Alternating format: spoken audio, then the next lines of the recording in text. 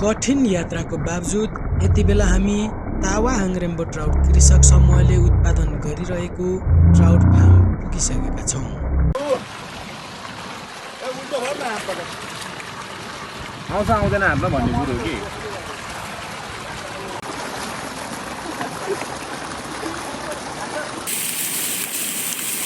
पोखरी सफा गरिसके पछाडि माछालाई कुनै पनि इन्फेक्सन नहोस् भन्नका खातिर यसरी माछालाई ट्रिटमेन्ट गरिएको रहेछ।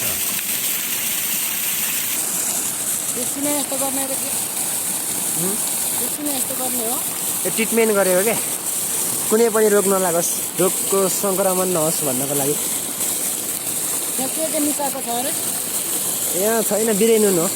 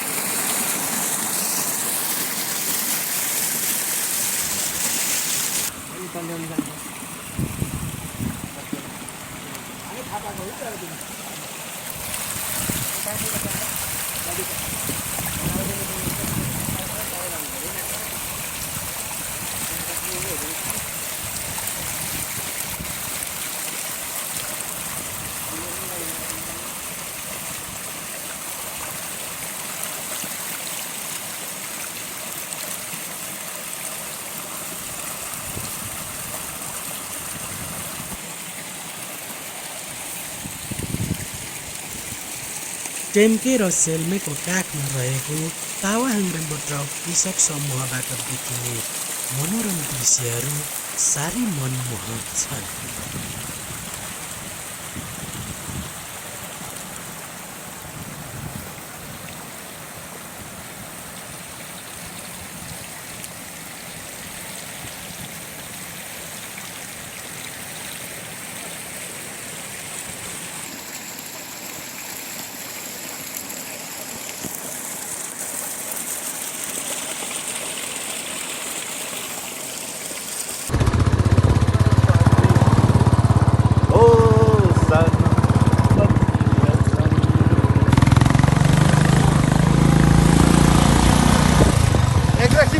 नसकेला नि फेरि जित्न। एग्रेसिभ राइडर त कहाँ पुगिसकेछ अनि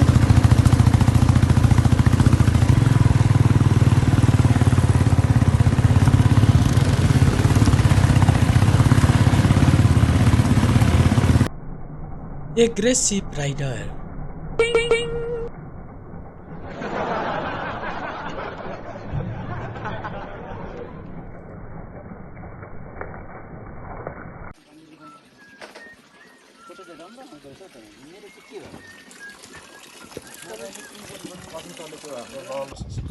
पर्छ 0.5 मात्रै घटायो भने बगर हुन्छ हो।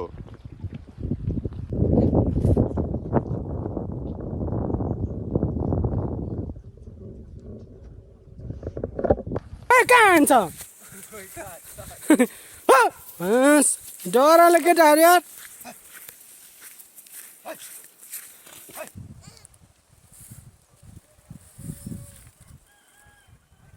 स्थानीयवासी कमल राईद्वारा सञ्चालित कलेज फार्म।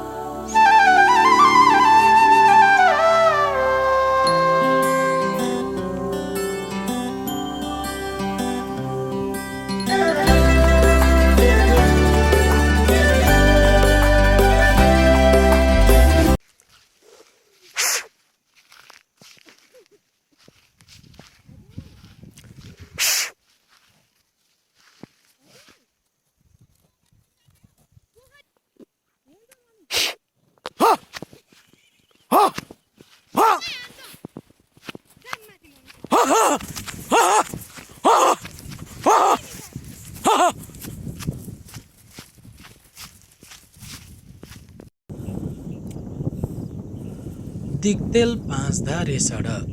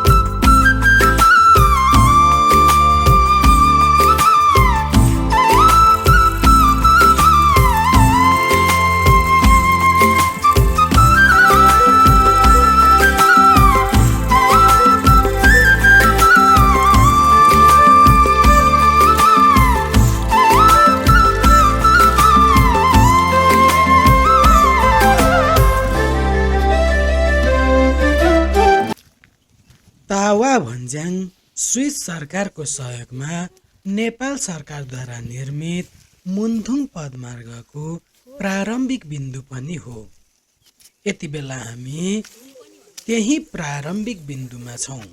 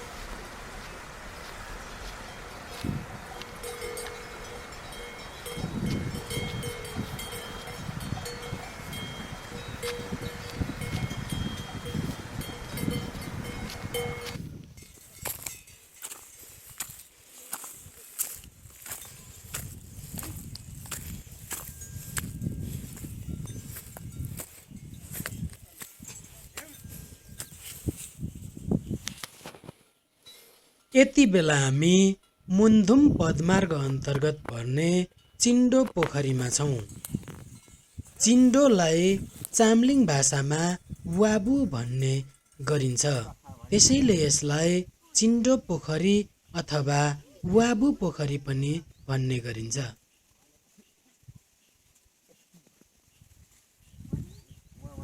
मेरो भिडियो अन्तिमसम्म हेरेर साथ दिनुहुने सम्पूर्ण महानुभावहरूलाई हार्दिक आभार व्यक्त गर्दछु।